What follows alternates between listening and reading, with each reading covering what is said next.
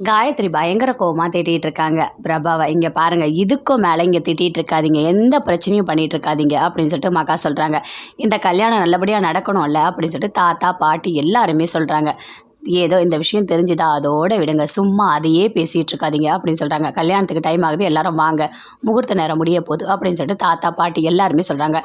சரி மகா, நான் போயிட்டு வரேன் அப்படின்னு சொல்லிட்டு கோடீஸ்வரி பிரபா எல்லாருமே அங்கேருந்து கிளம்புறாங்க. அம்மா நீ ஏமா போகிற, இருமா இருந்து கல்யாணத்தை பார்த்துட்டு போமா அப்படின்னு மகா சொல்கிறாங்க. இல்லைம்மா, இதுக்கு மேலே நான் இங்கே இருந்தால் நல்லா இருக்காது, வேண்டாம், நான் பிரபாவை கூட்டிகிட்டு போகிறேன் அப்படின்னு சொல்லிட்டு போகிறாங்க.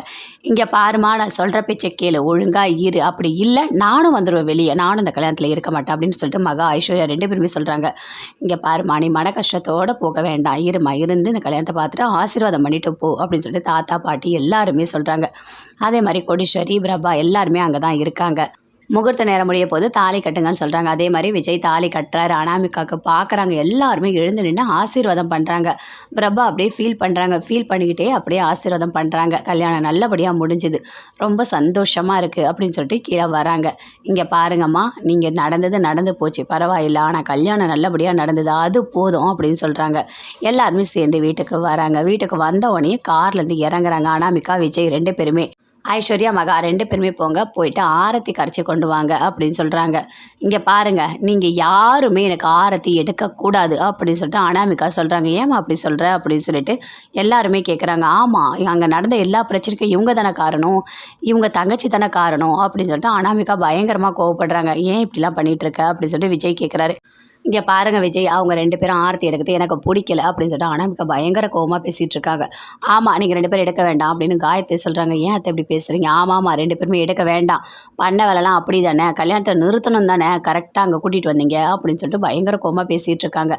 அனாமிகாவோட அம்மாவும் சொல்கிறாங்க. ஆமாம், அவங்க எடுக்க வேண்டாம், ஏன் பிரபா லவ் பண்ணுறது அவங்க அம்மாவுக்கு எல்லாருக்குமே தெரியும், தெரிஞ்சால் எது கல்யாணத்தை கூட்டிகிட்டு வரணும், அப்போ இந்த கல்யாணத்தை நிறுத்தி அவங்க பொண்ணை கல்யாணம் பண்ணி வைக்கலாம் தானே அவங்க நினச்சிருக்காங்க அப்படின்னு சொல்லிட்டு அனாமிகாவோட அம்மாவும் பேசுகிறாங்க.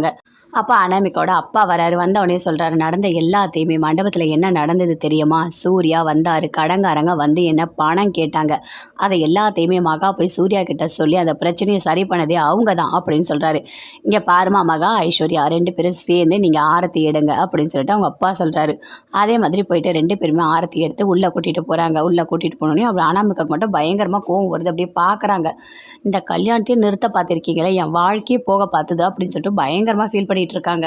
கோடீஸ்வரி பிரபா தசரதன் எல்லாருமே சேர்ந்து வீட்டுக்கு போகிறாங்க. வீட்டுக்கு போகிற வழியில் ரொம்ப ஃபீல் பண்ணுறாங்க. பிரபா அப்படியே ரொம்ப அழறா மாதிரி இருக்காங்க. வீட்டுக்கு போயிட்டு உள்ள ரூமில் போய் பயங்கரமாக தேம்பி அழறாங்க. அப்போ எதுவுமே பேசவே இல்லை கோடீஸ்வரி. எனக்கு ரொம்ப கஷ்டமாக இருக்குங்க, இந்த மாதிரி பிரபா நினச்சது நடக்கவே இல்லையே அப்படின்னு சொல்லிட்டு கோடீஸ்வரி சொல்கிறாங்க. அதுக்கு என்ன பண்ண முடியும் கோடி, நடக்கிறது தான் நடக்கும், இவங்க தானே கடவுள் எழுதி வச்சது, அதுதான் நடக்கும், நாம் நினச்சா எதுவுமே நடக்காது அப்படின்னு சொல்கிறாரு. பிரபா விஜய்க்கு இல்லைன்னு எழுதிட்டாரு, அதனால தான் இப்படி நடந்திருக்கு அப்படின்னு சொல்கிறாரு. பயங்கரமாக பிரபா அழறாங்க. எப்படிங்க சரி பண்ணுறது அப்படின்னு கோடீஸ்வரி கேட்குறாங்க. அதெல்லாம் தானாக சரியாகும், உடனே சரியாகாது, அழட்டும், நல்லா அழட்டும், எவ்வளோ கஷ்டம் இருக்கோ அவ்வளவும் அழட்டும், அதுக்கப்புறம் தானாகவே மாறிடும் விடு அப்படின்னு சொல்லிட்டு தசரதன் சொல்கிறாரு. இருந்தாலும் கோடீஸ்வரி பயங்கரமாக ஃபீல் பண்ணுறாங்க.